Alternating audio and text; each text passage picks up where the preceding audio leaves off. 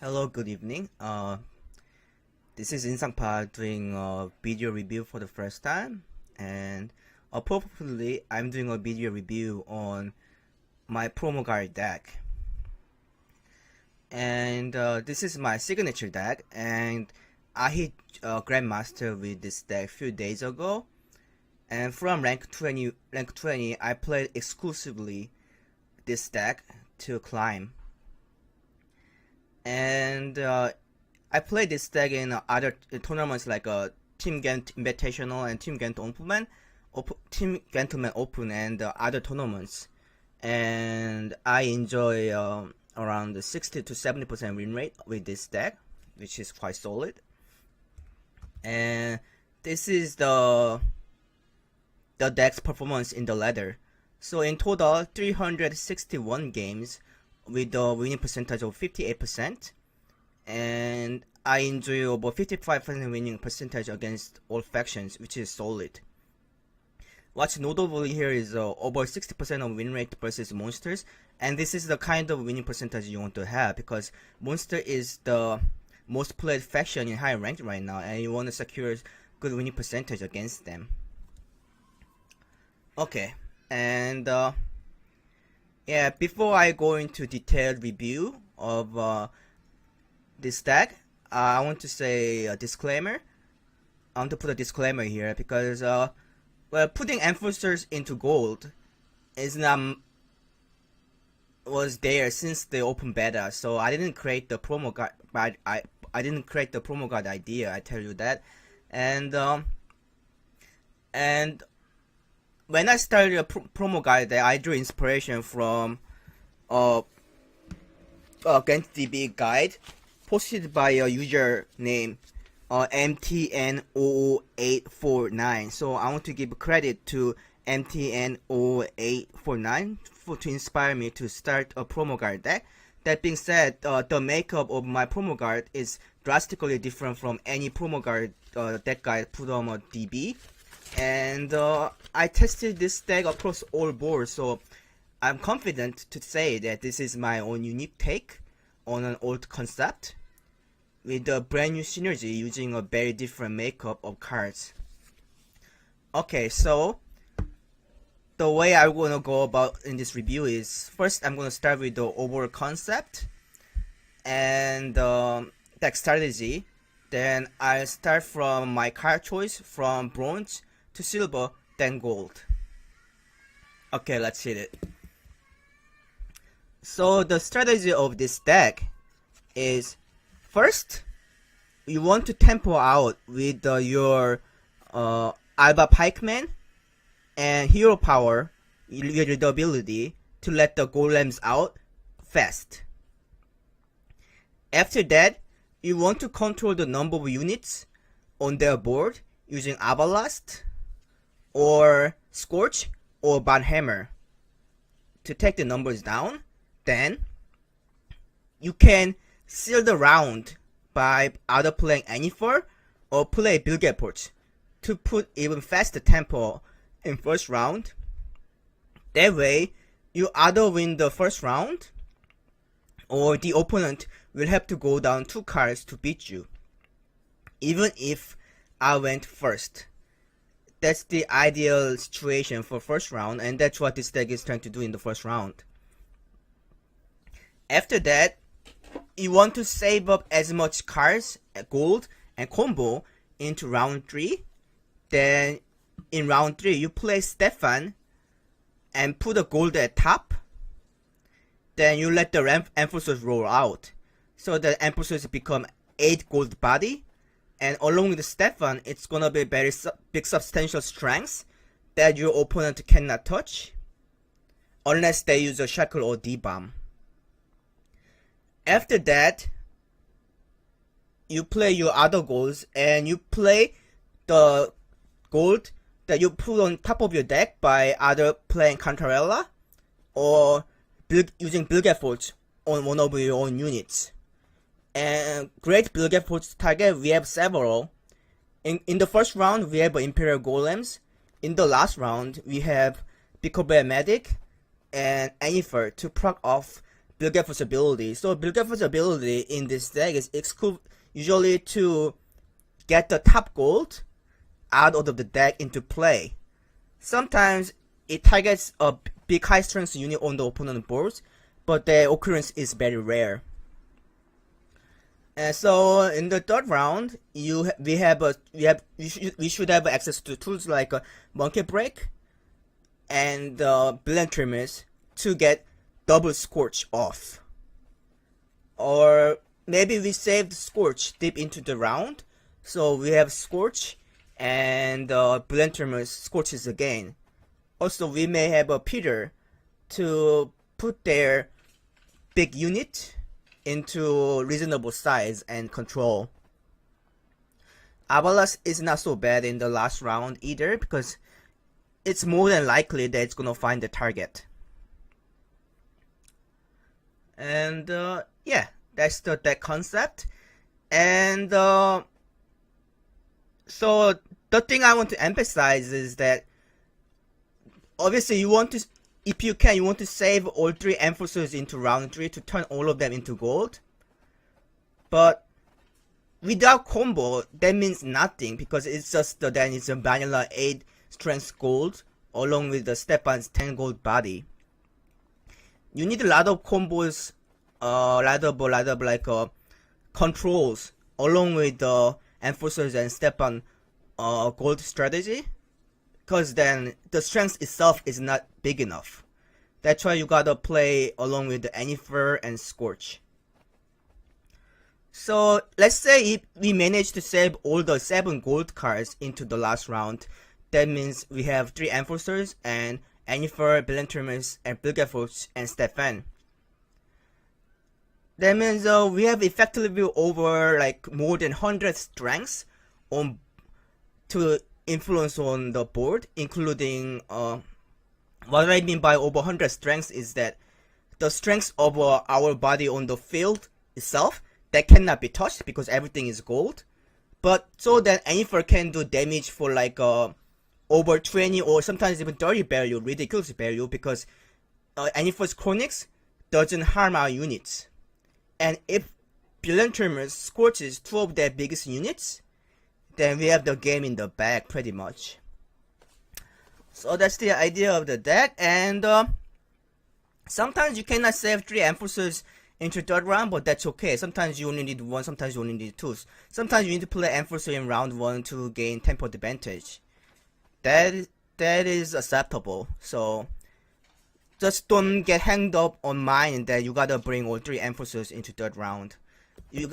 As with any other deck, you need to be flexible and change strategy accordingly in the midway.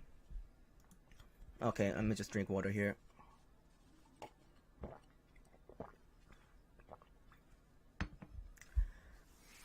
Okay, let's talk about our bronze unit choices. First, we have Imperial Golems. Imperial Golems, it doesn't really need to be said, but it's a good deck dinner, and it's a high tempo in round 1. And yeah, along with the Alba Pikeman, that's the juice of this deck to get out in the first fast in round 1 and secure the tempo advantage. Also, Imperial Golem is a good way to lure your opponent into using more weather.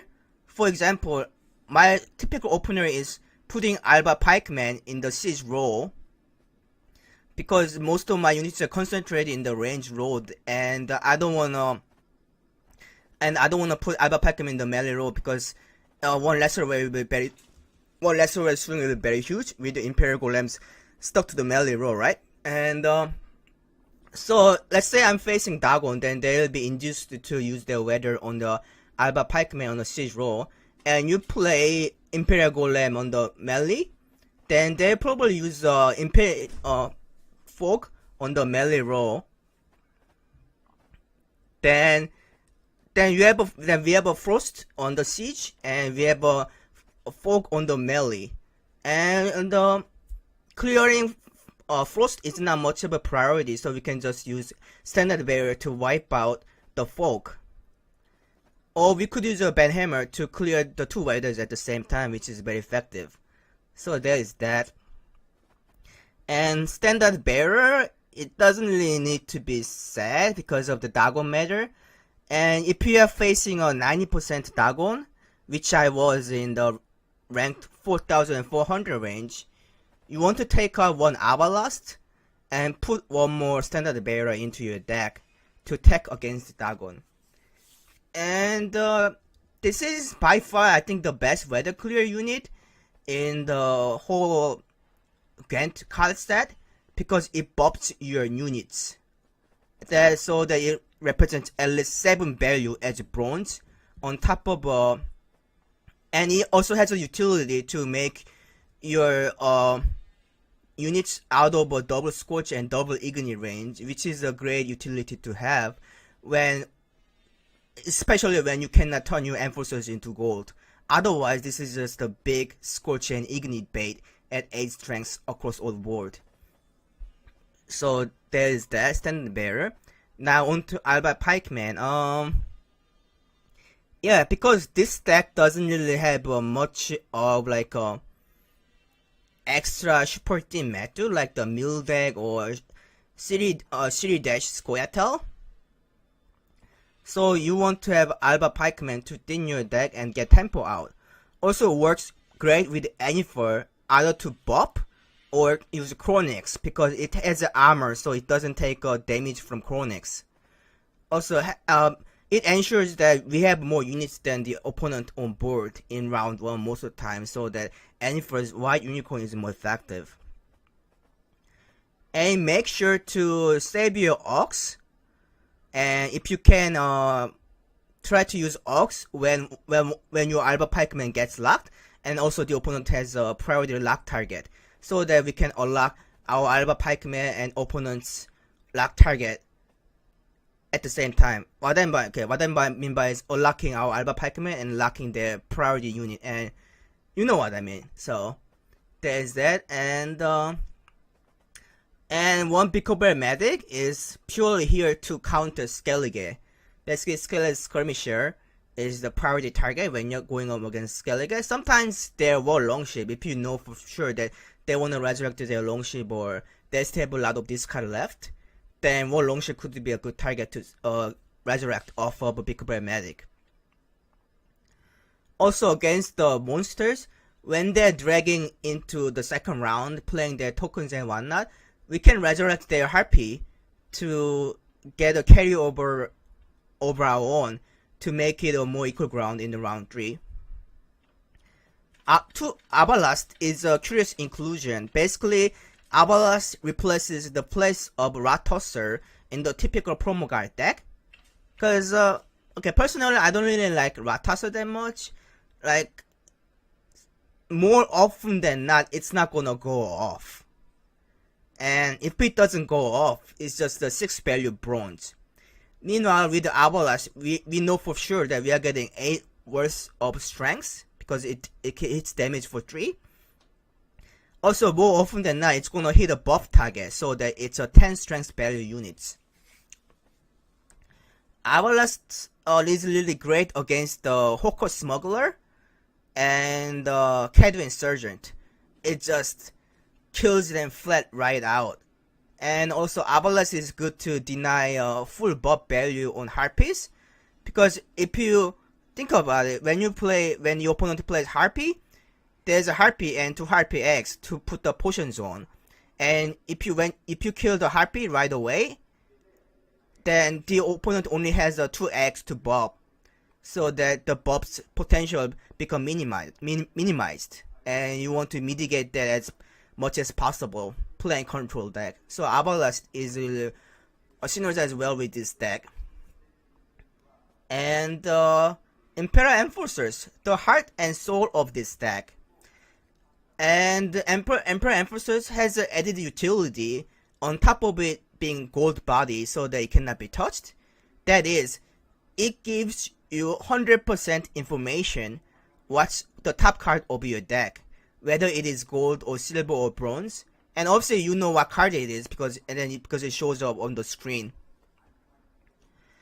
that way we know that we can comfortably go ahead with Cantarella or use Bilge Force for tempo. It gives us the tell that whether that play is good enough, good here, or sometimes the top card is bad.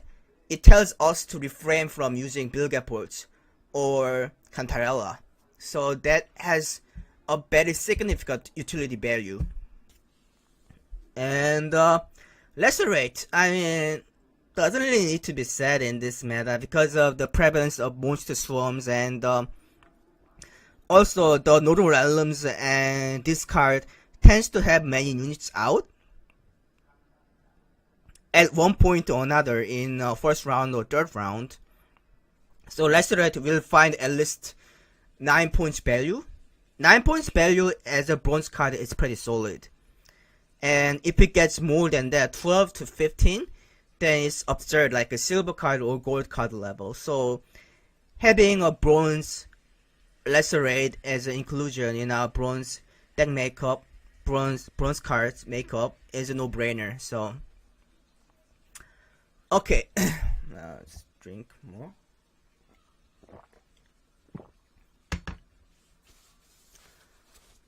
Okay, and oh yeah, let's sidetrack and let's talk about the leader ability a bit. So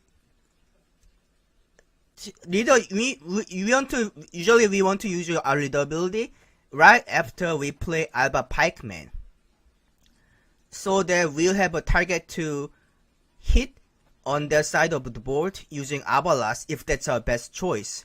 Or maybe we'll hit a target of a Najuka Standard Bearer to remove a weather. Or sometimes we'll have we want to search for Ox to unlock our Alba Pikeman and lock one of their units. So try to use our leader ability either in the second turn or third turn in the first round.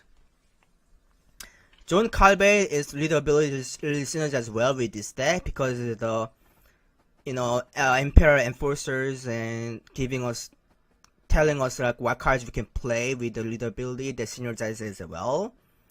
And sometimes we'll find the Cantarella in the nick of time with the leader ability. But sometimes the leader ability can backfire. But that's the risk we must take when we are using John Calvey. For example, okay, let's say I play the Alba Pikeman, then I play leader ability next. And my top 3 cards are Bicoberry Medic and 2 Alba Pikemen. This can happen, and it did happen to me, so other than that, leader ability is great. Okay, let's now move on to silver. We have a Peter, say, Gwenlev. Yeah, so we have Peter, which is a very flexible silver. It can use to buff up our damage units, but it won't usually target our own units because our units vanilla strength is pretty low. So it's better to target the opponent's buffed units like Pirate Captain or taking out a Necker, things of that nature. And so Peter is a really good silver and usually goes in every Nilfgaard deck. Ox is the best lock silver in the game, and we really need him in this deck because Alba Pikeman is such a high priority lock target for the opponent that we need to be able to counter with Ox. Then we have Banhammer, a very good flexible mage unit that's gonna find that value with the 15 with the Tremor usually. Or Clear Weather, which is good too, and sometimes cast Frost. And casting Frost early can be good in this situation, especially when you're facing against this card. You will cast the Frost on their Siege Row to put War Longship in check. Or maybe they play Uffist and we play Banhammer on the Siege Row. Then we can take out the unit with the Abalast, hit it, then the frost damage will go off and it will kill the siege unit. Okay. now onto Cantarella. Cantarella, pretty much every viable deck needs to have a spy to function in this meta. Maybe except dwarves. So dwarves deck doesn't usually run spy unit, but other than that, we want to Cantarella to gain card advantage, and it synergizes really well with this deck because we know what card we are getting with Cantarella more often than not because of Imperial Enforcers and Stefan. And getting a gold card with 10 strength spy along with having a last say, getting a card advantage is worth way more than just 10 strength silver body that we are giving away to the opponents. Plus we have a lot of way to control and take out Cantarella with the Scorch and Villain Trimmers. So yeah, try to save Cantarella into the last round to take a full synergy and to take a full advantage of this deck. And Scorch. So Scorch is great because most of the time the top strengths on our field that can be affected by Scorch will be below 6 points. So because if you don't play Enforcers right away in the first round, that is, and usually your opponent will have units that are equal to 6 or higher than 6. So Scorch will more often than not burn their units other than finding our own. So save players Scorch when they have 2-6 units out on the board in first round, or 3 or 4 6 in case of Nodal Realms. Scorch is great. And we have a Mountain Break to synergize with Scorch in the last round. Basically, if we have a last say in the round, we play Mountain Break to turn their units into equal strengths, then we Scorch to burn the hell out of their units. And yeah, so Mountain Break is the last silver to be included in this deck because then it synergizes well with the Villain Trimmers. And it's kind of appropriate because Villain Trimmers and Mountain Break are actually a dragon couple. Mountain Break, you don't really want to say wife dragon because that sounds weird, but let's say this is the she dragon and Villain Trimmers is the husband dragon, whatever, and the offspring is actually Saskia. So that's a little Witch-Lore for you. Not gonna go into detail of how dragons make a baby, but whatever. I'm getting sidetracked here, sorry. So, and I feel really strong about this particular silver deck makeup, and yeah, and I feel like this is the best silver lineup to go along with the particular Promogaard deck that I want to run. So I was sticking with this silver lineup for a long while now. Okay, let's move on to our gold. So Stefan, the heart and soul of this deck basically. Sometimes you'll have a moment in time when you play Stefan in the third round and the top card in your deck is gold anyway, and I'm like, why the hell am I playing Stefan? But other than that, I mean, Stefan is a must include to ensure the Enforcer and gold combo. Also synergize with our Cantarella and Bilgeforts, because then we know what top gold card we are bringing off of Cantarella and Bilgefort's ability. Bilgefort is great because it's very flexible. It's a very good first round tempo play, and it can work as a third round finisher, getting our gold card out, that is. And I run Bilgefort in place of Tibor, which is the typical inclusion in a Promogaard deck, because the thing with Tibor is that it's a good gold card, but it can only work as a third round finisher, so its role is very limited. And we already have a big third round finisher in Villain Trimmers, so you don't want a big third round finisher clogging your deck.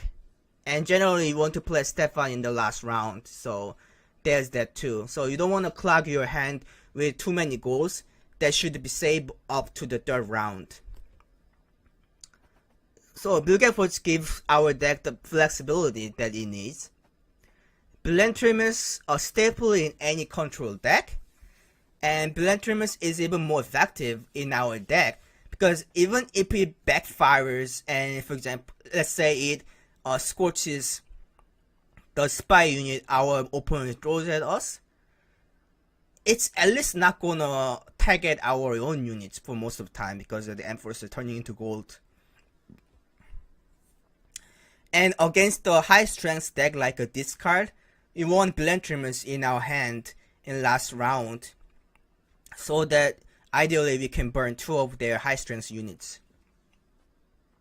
Now Enfer is a strange inclusion in a way because typical Promogaard does not run Enfer, and I would say Enfer fits perfectly into the concept of a Promogaard deck. Because let's say you manage to save Enfer into last round, and you turn all of your Enforcers into gold. That's about 5 to 6 turns you can play straight in just playing gold without playing any units that your opponent can interact on. So that means your opponent has to like lacerate in the air or just playing their high strength bronze and silver units one after the another without using their control ability. Then you place Enfer down, and their field can take a damage over usually around over 10 to 20 range, and our board won't be affected by it, which is a big swing. And Enfer's Unicorn synergizes well with the Billiard Forts because you can just burn our Unicorn to get the top card in our deck. Sorry, I'm getting really tongue twisted here.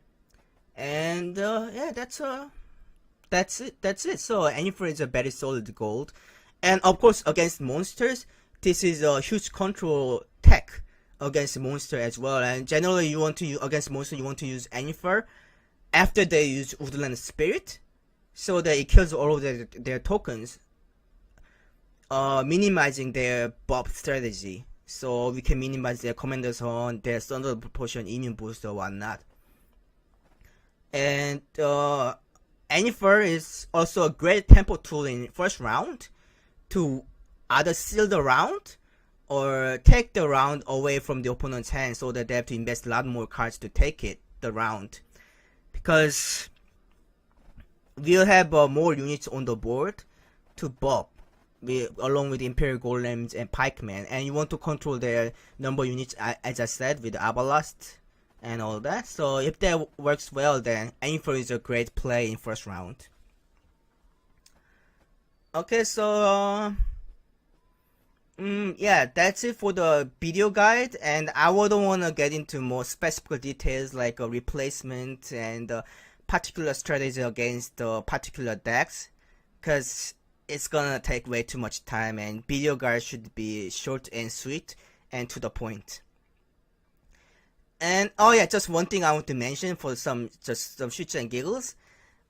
The only matchup that we want Stefan and Enforcer Gold combo in round 1 is probably against the Radovid Control.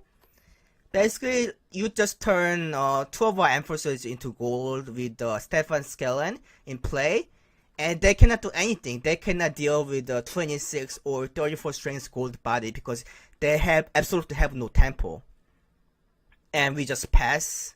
And usually they have to give us the round, or they have to go like 2 or 3 cards down to beat us in round 1. And their Baron will be very puny at 6 to 7 strengths, which is very hilarious. And I had that happen to me a couple of times, obviously, because sometimes I go against Radovid Control with this deck.